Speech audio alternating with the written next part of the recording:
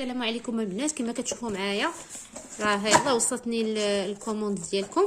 ها هو دونتيفريز جانوزي، ها هو بدات لي وصوني عليه، ها هو وصل الحمد لله.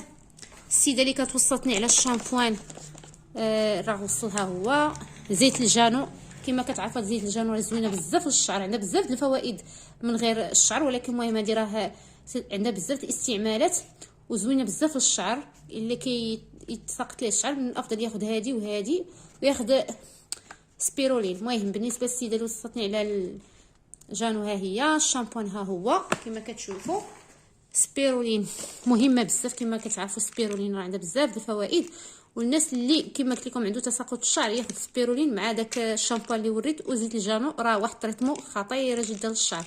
المهم ها هما الكوموندات ديالكم.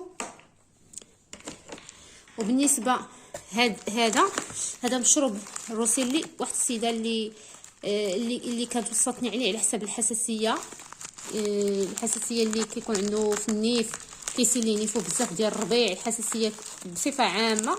يعني واحد المكمل غذائي زوين، ويمكن نحلو ونوريه لكم كيفاش داير.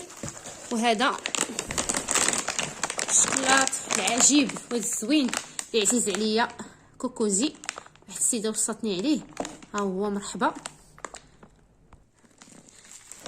اذا انا نحل لكم باش تشوفوا كي داير.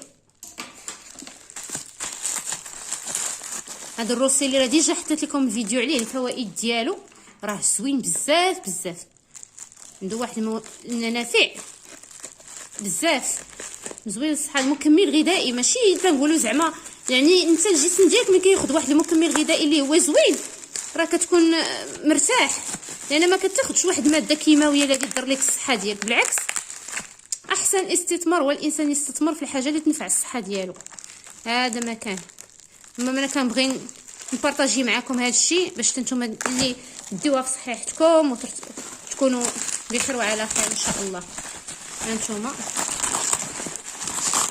تبارك الله مغلفين هذا الشيء مزيان باش ما يخسرش في الترونسبور ولا شي حاجه. هانتوما كيفاش دايرين الميكا، ها هو روسيلي، ها هو راه زوين. هذا بالنسبه للناس كما قلت لكم، راه كنت حطيت فيديو في الجروب الفوائد ديالو ان شاء الله زوينه. وكما كتعرفوا هذا كوكوزي، هذا كما كتشوفوه حتى هو فيه شحال تبارك الله من غرام. الوزن الصافي ديالو راه تبارك الله راه كبير، يعني راه الساشي غير الساشيه بوحدها فيها تقدر تستعملها من 2 حتى 3 المرات. ها هي 640 غرام اللي كاينه فيه، كل ساشيه فيها تقريبا 32 غرام. يلا هادشي اللي كاين البنات، بالصحه والراحه. ايوا ان شاء الله الكوموند الاخرى ان شاء الله غادي نبارطاجي معكم حوايج جداد ان شاء الله.